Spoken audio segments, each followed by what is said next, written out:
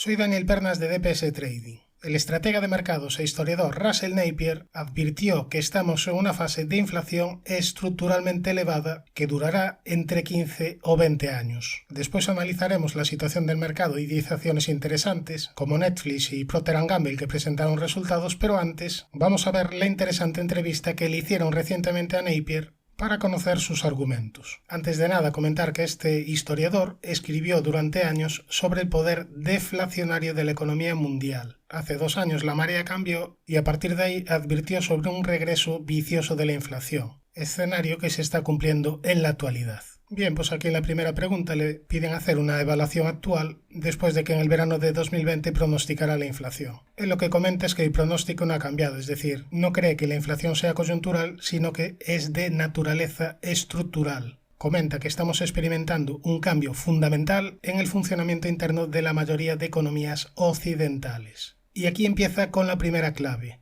Nos hemos acostumbrado a la idea de que nuestras economías estén guiadas por mercados libres. Ojo a lo que comenta a continuación, pero estamos en el proceso de pasar a un sistema en el que una gran parte de la asignación de recursos ya no se deja en manos de los mercados. No habla de una economía dirigida o de marxismo, pero sí de una economía donde el gobierno juega un papel importante en la asignación de capital. La razón principal que esgrime es que los niveles de deuda han crecido muchísimo. Si sumamos, por ejemplo, la deuda total del sector público y privado en Estados Unidos sería de un 290% del PIB. En Francia estaría un 371% y por encima del 250% en otras muchas economías occidentales, incluyendo Japón. La gran recesión de 2008 ya nos decía que este nivel de deuda era demasiado alto, ya que la economía mundial estuvo al borde de una liquidación. El sistema estaba en riesgo de colapsar. Es decir, ya no aguantamos las recesiones normales y necesarias sin temer a un colapso del sistema.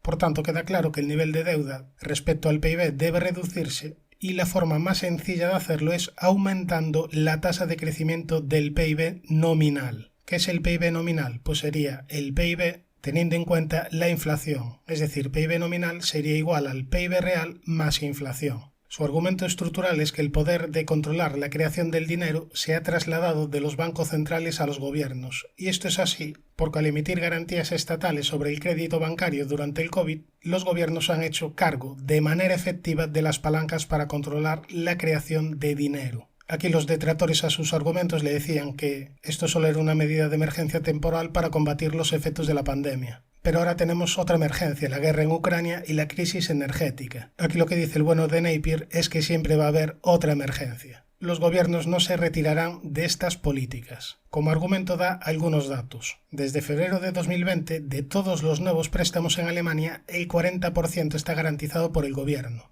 En Francia el 70% y en Italia incluso más del 100% porque migran los créditos antiguos que vencen a esquemas nuevos garantizados por el gobierno. Por tanto, al decirle a los bancos cómo y dónde otorgar préstamos garantizados, al final lo que consiguen los gobiernos es dirigir la inversión hacia donde quieran. Al guiar el crecimiento del crédito y por tanto el crecimiento del dinero pueden controlar el crecimiento nominal de la economía. Es decir, aquí a los estados lo que les interesa es reducir la deuda respecto al PIB. ¿Y cuál es la forma más sencilla de hacerlo? Manteniendo un nivel de inflación estructuralmente alta. Te lo dice un poquito más abajo. Aquí su pronóstico es que la inflación se sitúe entre un 4 y un 6%. Él habla de represión financiera porque al final lo que estás haciendo es robar dinero a los ahorradores sin que el dolor se haga demasiado evidente. Es decir, aquí no podemos tener tasas de inflación estructurales de un 15%, por ejemplo, porque la gente se le echa encima, pero niveles entre un 4 y un 6 pues no sería tan flagrante. A continuación comenta que de hecho estamos viendo ya a economistas y banqueros centrales argumentando que la inflación debería permitirse en un nivel más alto que el objetivo del 2% que establecieron en el pasado.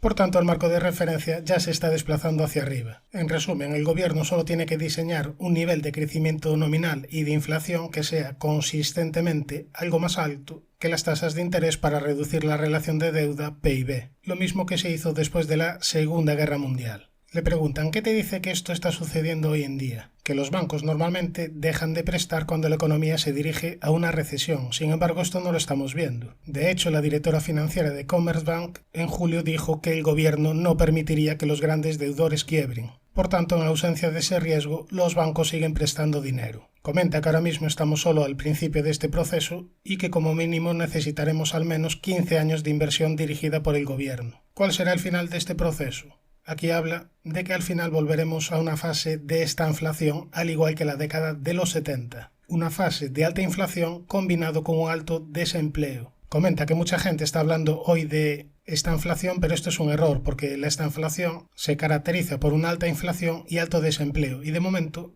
la tasa de desempleo es baja, por lo menos en Estados Unidos. Finalmente comenta las implicaciones a nivel de inversión. Él en concreto habla de evitar los bonos del gobierno. Y dentro de la renta variable hay sectores a los que dice les irá muy bien.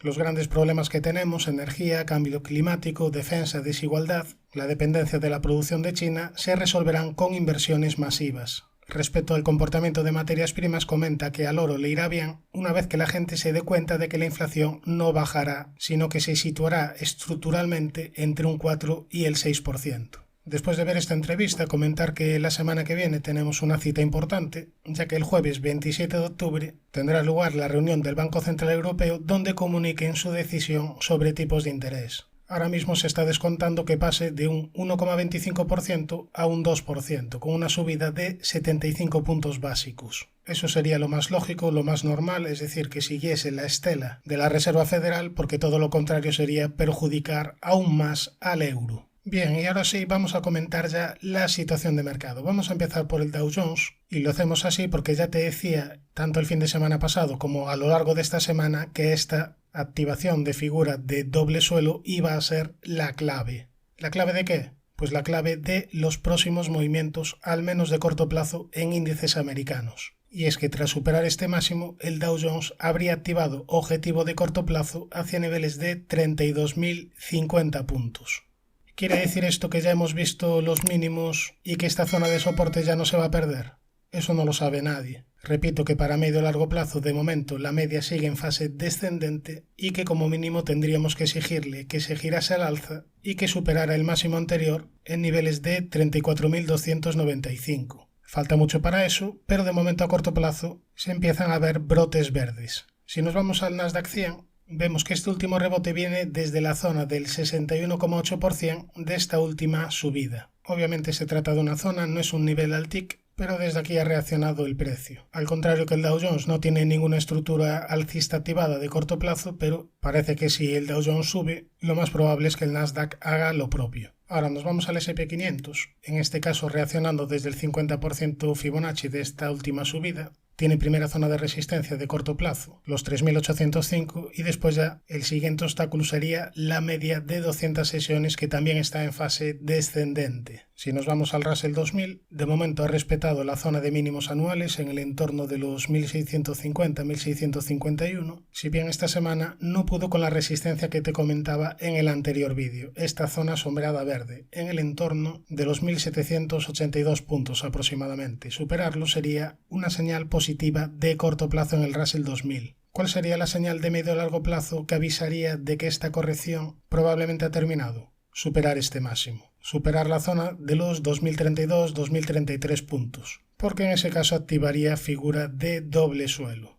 Si nos vamos a índices europeos, vamos a empezar por el DAX. Vemos que en el largo plazo seguimos con la media de 200 sesiones en fase descendente y actuando de resistencia. Nada ha cambiado en el medio y largo plazo a pesar de este último rebote de corto plazo, y si nos vamos al Eurostoxx parece que ha hecho suelo en esta zona de los 3.254. Suelo de corto plazo, ojo, porque en el medio y largo plazo sigue con la media en fase descendente actuando también de resistencia. Si nos vamos al índice español IBEX, la semana pasada veíamos esta resistencia de corto plazo en el entorno de los 7.700 y de momento se ha frenado el precio en esta zona. A partir de ahí vinieron caídas de corto plazo. Superar estos niveles sería positivo y propiciaría probablemente un nuevo ataque a la media de 200 sesiones, que al igual que otros índices también sigue en fase descendente.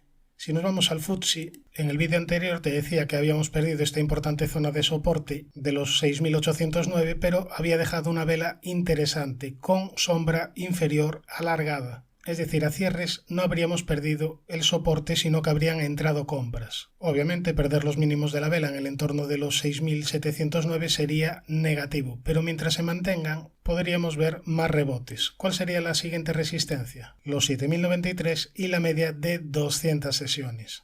Nos vamos al MIB italiano, que tiene activado objetivo por doble suelo hacia niveles de 23.087 aproximadamente, aunque el camino no está despejado porque tiene la media de 200 sesiones en fase descendente y como importante resistencia. ¿Cuándo mejoraría en el medio a largo plazo? Si supera este máximo y si la media se gira al alza. Respecto al CAC francés, también ha tenido subidas de corto plazo, pero al igual que otros índices europeos, sigue con la media en fase descendente y actuando de resistencia. Respecto al VIX, índice de volatilidad del S&P 500, ha tenido ligeras caídas esta semana, lo cual ha favorecido rebotes en renta variable. Tiene primera zona de soporte los 28,54 y después habría que estar atento a la media de 200 sesiones. Como resistencia el nivel de 35, después ya la zona de 38, la zona de 50 y ya si llega a niveles de 85 sería una auténtica locura y habría que estar con la metralleta preparada. En el apartado de acciones vamos a empezar por IAG, que es una acción que muchos seguís, aunque personalmente ya comenté que no me gustaba demasiado, aunque en últimos vídeos te decía que por aquí abajo posiblemente podíamos tener un rebote, porque estábamos en la parte baja de este canal descendente dibujado en color rojo. Te señalaba dos zonas de resistencia, la primera en los 1,20 que consiguió romper, y después ya la media de 200 sesiones que está en fase descendente. Bueno, pues de momento el precio se ha frenado en la media de 200. Veremos si es capaz de superarla. Después ya tendría como resistencia los 1,56 y la parte alta del canal.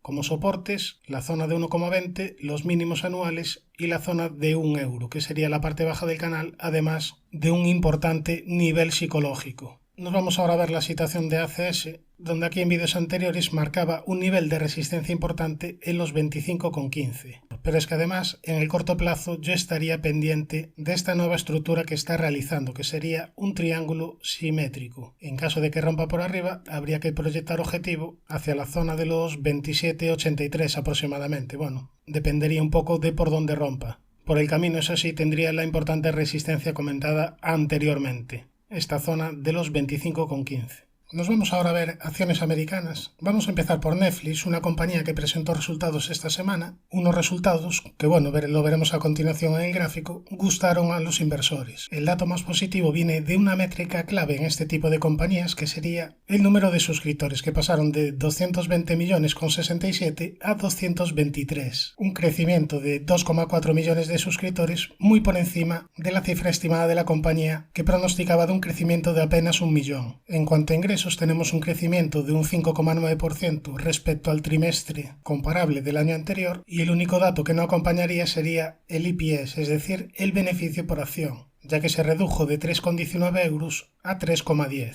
Otro dato importante que informa la compañía es que en noviembre se lanzará en 12 países el plan anunciado 6 meses antes, un plan que permite a los suscriptores de la compañía pagar una cantidad inferior a cambio de incluir anuncios en la plataforma. Veremos en el próximo trimestre cuáles van siendo los resultados, y si nos vamos ya estrictamente al gráfico, vemos la reacción del precio esta semana con un importante hueco alcista y activando objetivo por segundo impulso hacia niveles de $296, acción que venía muy castigada y que con la excusa de los resultados ha tenido un fuerte rebote. Veremos ahora si la media de 200 sesiones empieza a actuar de soporte, si la media se gira al alza, ya que sería un signo técnico positivo. Vamos a comentar ahora un poco por encima los resultados de Procter & Gamble, que incrementó ventas en este trimestre un 7%, aunque el volumen de las mismas se redujo un 3%. ¿Cómo incrementas ventas reduciendo el volumen de las mismas? La única manera es subiendo precios. ¿Cómo se tradujo esto en los resultados? Bueno, pues tenemos aquí un crecimiento de las ganancias por acción de un menos 2%.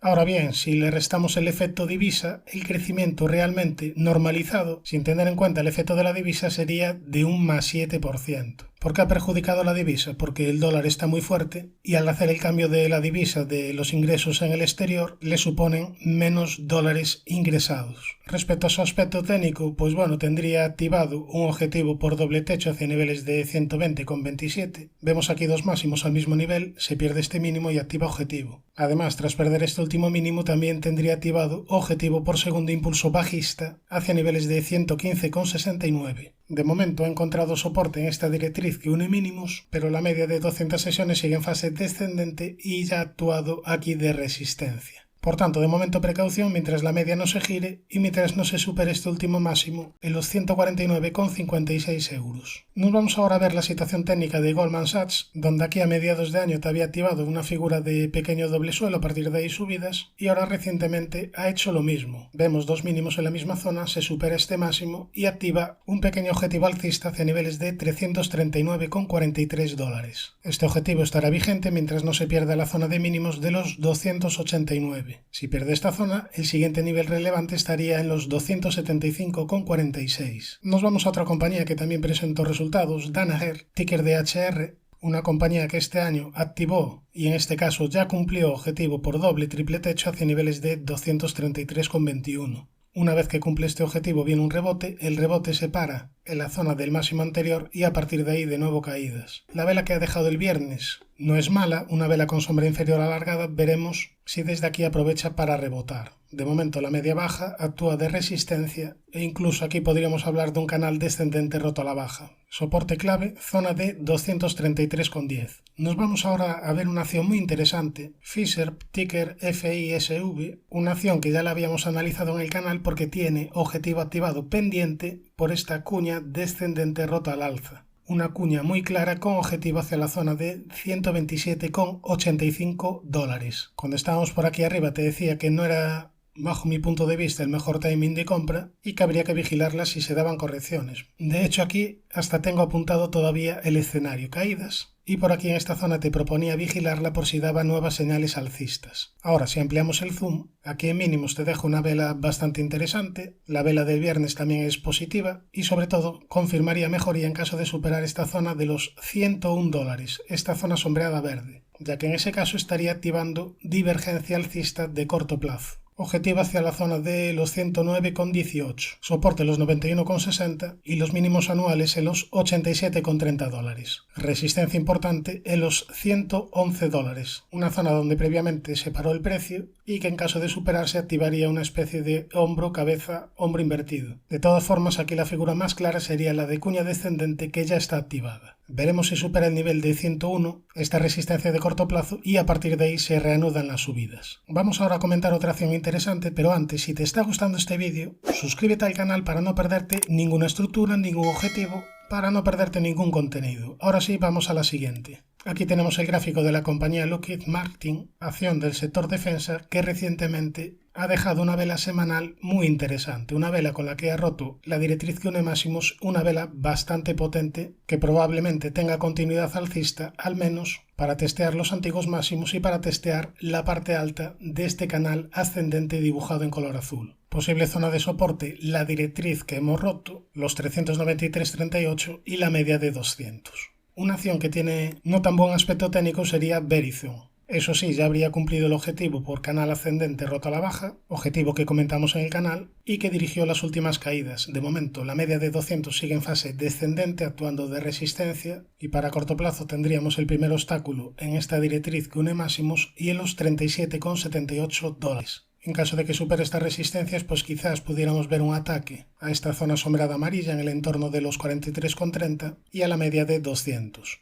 Nos vamos ahora a ver la situación de una acción que me habéis pedido, Crocs, ticker CROX, una acción que ha sufrido mucho, primero con esta caída muy vertical, posteriormente siguió cayendo pero a un ritmo más lento y tras superar la parte alta del canal activó y cumplió objetivo alcista hacia niveles de 79,11. Ahora está teniendo un comportamiento bastante lateral en el entorno de la media, veremos si es capaz de dejarla atrás y de que empiece a funcionar de soporte, zona de resistencia los 83,63, en caso de superarse activaría objetivo por segundo impulso alcista hacia niveles de 102, zona de soporte la media y los 65,24. Respecto al euro-dólar, poca novedad, seguimos en tendencia bajista y a la expectativa de a ver si supera por fin la directriz roja que une máximos. Esta sería la primera señal positiva, lo mínimo exigible para asistir a un rebote. Posteriormente tendría que afrontar la resistencia de la zona de la media que sigue en fase descendente. Respecto al Brent, en gráfico diario vemos el rebote desde la zona que ya comentamos en semanas anteriores, zona de antiguos máximos. A partir de ahí, reacción del precio. Yo ahora mismo estaría pendiente de esta directriz azul que une máximos. Si nos vamos a un gráfico horario, vemos que el Brent está desarrollando una especie de triángulo simétrico, por lo que habrá que estar pendiente de por dónde rompe. Respecto al oro, interesante vela la que ha dejado el viernes. Veremos si tiene continuidad, porque en caso de superar este máximo, en la zona de 1739 activaría figura de doble suelo, cuyo objetivo sería la zona de los 1847. Eso sí, un objetivo que por el camino encontraría el obstáculo de la media de 200, que todavía sigue en fase descendente. En cuanto a la plata, el nivel de resistencia está muy claro, ya lo comentamos en vídeos anteriores, sería esta zona entre los 20,80 y 21,20. En caso de superarla y que la media se gira al alza, pudiéramos ver más rebotes quizás hacia la antigua directriz roja que viene uniendo máximos.